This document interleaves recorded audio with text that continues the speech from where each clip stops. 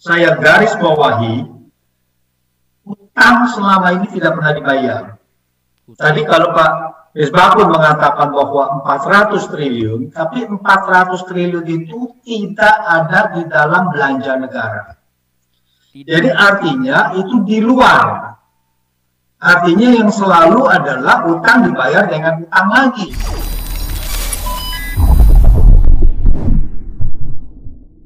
Pak Antoni, ini ada pertanyaan nih. Ini utang kita ini semakin besar nih sekarang nih. Ya. Gimana ini cara mengatasinya dan dampaknya terhadap keadilan sosial ya bagi rakyat Indonesia ini? Besar sekali nih pertanyaan katanya, utangnya. Ini pertanyaan mendasar menurut saya ya. Utang terhadap apa? Keadilan sosial. Iya, utang kita udah besar sekali. Gimana lagi cara mengatasinya, membayarnya, bagaimana dampak terhadap keadilan? Begini, pertama adalah saya garis bawahi, utang selama ini tidak pernah dibayar. Tadi kalau Pak Misbakun mengatakan bahwa 400 triliun, tapi 400 triliun itu tidak ada di dalam belanja negara. Jadi artinya itu di luar. Artinya yang selalu adalah utang dibayar dengan utang lagi, tidak masuk kepada anggaran. Waktu di zaman Pak Harto masuk itu di dalam APBN ada bunga dan cicilan utang. Luar biasa. Di sini tidak ada. Jadi artinya yang dimasukkan ke dalam belanja negara itu adalah bunganya saja. Nah, apakah utang itu tentu saja berdasarkan keadilan? Kalau utang ini utang adalah diperlukan dalam rangka kebijakan fiskal. Makanya kita harus melihat dalam rangka kebijakan fiskal. Artinya apa? Artinya begitu ekonomi agak turun, mau tidak mau pemerintah harus mengisi dengan utang tadi. Utang hanya bisa dibayar kalau pemerintah ada surplus anggaran. Kalau nggak mau bayar pakai apa? Bayangkan kalau kita terima 100, kita keluar 120, kita ada utang, kita bayar pakai apa? Defisit itu artinya menambah utang. Tidak bisa membayar utang gitu. Ini jadi bahwa ada yang mengatakan bahwa kita bayar utang, itu kita buktikan bahwa dengan utang itu naik terus. Artinya kan tidak pernah dibayar. Kenaikannya lebih tinggi dari defisit. Nah, apakah itu memberikan kontribusi? Permasalahan bahwa keadilan itu adalah bukan di utangnya. Utang itu pasti meningkatkan juga pembangunan ekonomi. Bisa bayangkan kalau kita mengatakan bahwa pada saat itu tidak ada utang negara. Artinya mau tidak mau kan semua dia konsumsi kan turun. Jadi konsumsi itu akan turun, jadi ekonomi akan turun. Jadi utang itu secara umum adalah fiskal yang ekspansif. Artinya dia mendongkrak ekonomi. Nah, sampai sejauh mana bahwa utang ini membahayakan ekonomi? Kan itu pertanyaannya. Sebelum saya masuk ke situ, mengenai apakah utang ini memberikan keadilan. Keadilan di dalam pembagian ekonomi itu ada di fiskal. Ada namanya redistribusi dari kita punya pendapatan negara. Bagaimana negara itu mengalokasikan kembali, meredistribusi pendapatan dari orang-orang yang menikmati kepada yang berkurang. Seperti misalnya, bagaimana mengalokasikan pengusaha-pengusaha yang mendapat windfall profit diambil dibagikan kepada rakyat yang lain yang memerlukan subsidi. Nah, ini mengenai keadilan ekonomi itu ada di fiskal.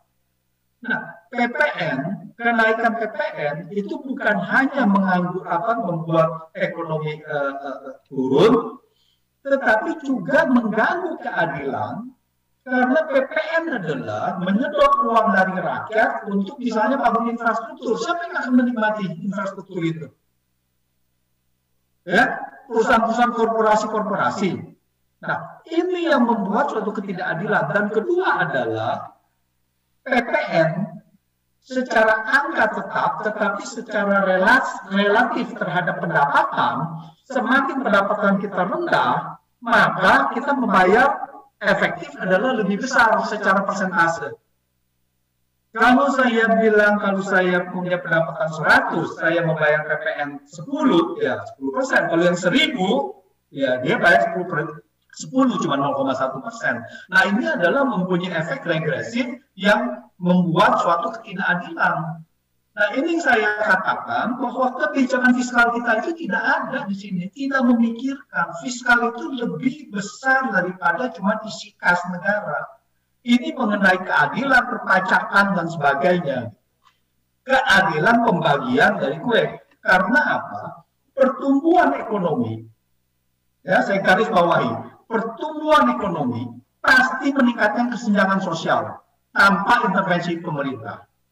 Intervensi pemerintah hanya bisa dilakukan dengan menggunakan redistribusi pendapatan. Ini sudah semua ya sudah apa? Ini menarik ini, ya. Apa namanya, soal keadilan ini mesti ada intervensi pemerintah dan melalui redistribusi pendapatan. Gimana itu mekanismenya ini, Prof? Ya, artinya begini, sekarang kan semua, yang pertama adalah redistribusi pendapatan itu yang mempunyai pendapatan besar dipajaki lebih besar, kan itu. Lalu diberikan kepada yang memerlukan, yaitu memerlukan siapa? Sekolah gratis, kan itu. Itu namanya transfer payment, sekolah gratis, BPJS gratis dan sebagainya bagi yang kurang mampu. Itu diberikan sama negara. Tapi kan sekarang tidak. Tapi itu kan BPJS kita apa? Dibebankan kepada siapa? Rakyat-rakyat kecil harus, bahkan diancam lagi. Kalau Anda tidak bisa bayar BPJS, maka itu waktu ya, ancamannya adalah tidak boleh sekolah lah anaknya dan sebagainya. Ini kan pemikiran yang absurd. Ini kan transaksi aja antara negara dengan rakyat. Negara itu bukan begitu. Negara itu tidak bisa transaksi dengan rakyat seperti itu. Jadi fungsi negara adalah mensejahterakan rakyat, di mana rakyat yang belum ada sejahtera dibantu. Sudah jelas bahwa BPJS bagi orang-orang tertentu adalah sangat memberatkan. Nah, saya rasa bahwa misalkan insentif, dividen kepada korporasi adalah tidak perlu bayar. Itu apa? Dividen dikurangi dari 20% menjadi 10%.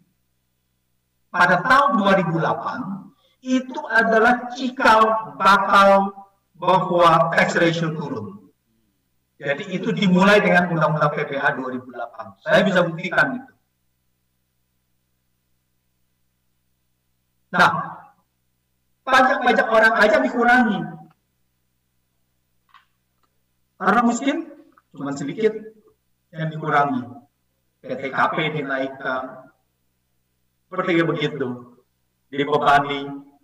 Uang sekolah masih mahal, ya, uang BPJS mahal, tidak ini semua udah salah. Jadi di sini kita tidak ada lagi yang namanya kebijakan fiskal, yang ada adalah kebijakan kasir.